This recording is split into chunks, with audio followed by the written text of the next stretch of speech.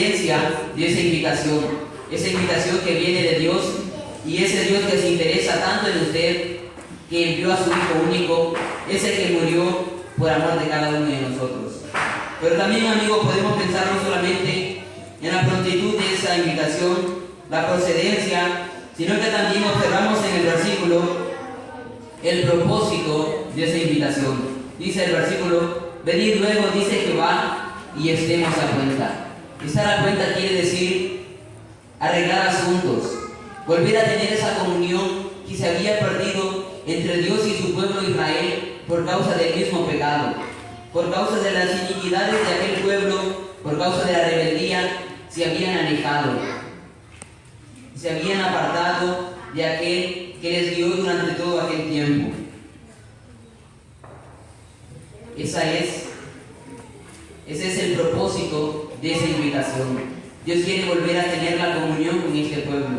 Dios quiere volver a ser amigo de este pueblo, pero el pueblo se ha apartado. El pueblo, por causa del pecado, está alejado de Dios. Pero, amigo, ese es el propósito de esa invitación celestial, de esa invitación de Dios. Y de igual forma, amigo, es el mismo propósito por el cual Dios le invita a usted. Es el mismo propósito por el cual Dios envió a su Hijo a este mundo, para que usted venga a Él, para que pueda tener comunión con Él, para que al momento, amigo, de que usted crea en Cristo, pueda obtener la salvación, para que usted pueda obtener comunión con Dios. Dice un versículo que justificados por fe tenemos paz para con Dios. Esa paz que significa comunión. Dios quiere volver a tener esa comunión con el ser humano, esa comunión que se perdió en aquel momento cuando Adán y Eva cometieron aquel pecado de desobediencia a Dios. En ese momento el hombre murió, y dice un versículo que por las iniquidades del ser humano hay división entre Dios y los hombres. Amigo, usted está separado de Dios por causa del pecado, pero el propósito de Dios al invitarle es que usted crea en Cristo, pero también que usted tenga comunión con Él. Él quiere que usted sea un amigo de Él. Este es el propósito por el cual Dios invita al ser humano. Pero también vemos en este versículo la promesa al acudir a esa invitación. Dice el versículo: si vuestros pecados fueren como la grana, como la nieve serán emblanquecidos. Si fueren rojos como el carmesí, vendrán a ser como blanca lana. Dios promete al pueblo de Israel limpieza de sus pecados, poder salvarles de ese juicio, poder limpiarles de esas iniquidades y de todos sus males, de todos sus sellos desagradables, si ellos acuden a esa invitación. El propósito de Dios es volver a tener la comunión con ellos, y hace esta promesa: si vuestros pecados fueren como la grana, como la nieve serán emblanquecidos. Si fueren rojos como el carmesí, vendrán a ser como blanca lana. Esa es la promesa de Dios para este pueblo de Israel. Quiere salvarles y les da esta promesa: limpieza si ellos acuden a esta invitación. Amigo, de igual manera, Dios hace una promesa para el ser humano. El que cree en el Hijo tiene vida eterna, pero el que rehúsa creer en el Hijo, amigo, el que rehúsa creer en el Hijo no tiene vida, sino que está expuesto hacia ese lugar de perdición eterna. Continúa en ese camino de perdición, continúa en esa condición de pecador.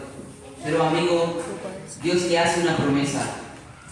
Si usted viene y recibe a Cristo, si usted acude a Él, si usted reconoce que es un pecador y cree y le recibe a Cristo en su corazón como único Salvador, amigos, si sus pecados son como la grana, como la nieve serán emblanquecidos.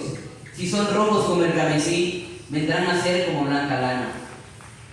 Sus pecados, amigos, son sucios delante de Dios,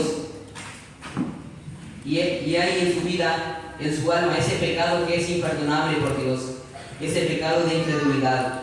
Pero, amigos, si usted recibe la invitación, si usted acepta esta invitación, si usted recibe a Cristo en su corazón y se arrepiente de ese pecado de incredulidad, si da media vuelta, amigo, ya no tomando esa decisión en su vida de rechazar a Cristo, sino que ahora le recibe, Dios promete que le salvará. Dios promete, amigo, que le limpiará de sus pecados y que Él podrá limpiarle de sus maldades, podrá perdonarle, y así, amigo, usted podrá obtener la salvación y la vida eterna. Piense, amigo, en esta invitación que viene de Dios.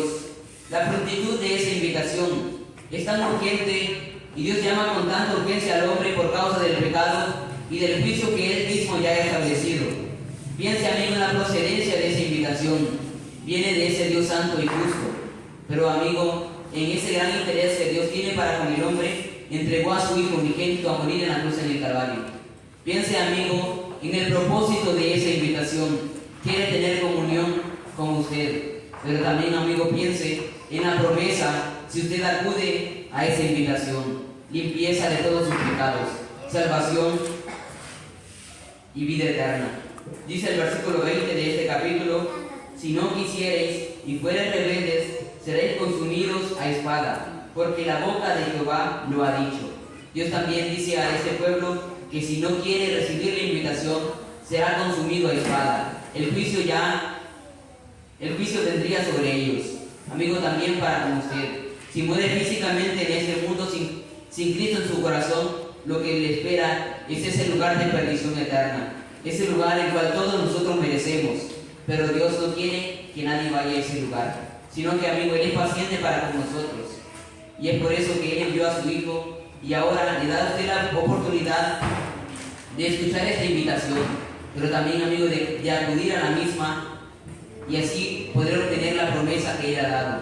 De cierto os digo, el que oye mi palabra y cree al que me envió, tiene vida eterna y no vendrá a condenación, mas ha pasado de muerte a vida. Amigo, siga pensando en esto y le invitamos para que pueda tomar en su vida la decisión de acudir a esta invitación. ¿De qué forma? Recibiendo a Cristo en su corazón, reconociendo que es un pecador, depositando, amigo, en Él toda su confianza, en ese que murió para darnos la salvación, y así, amigo, usted podrá obtener la salvación y la vida eterna. Que Dios nos bendiga. Amén.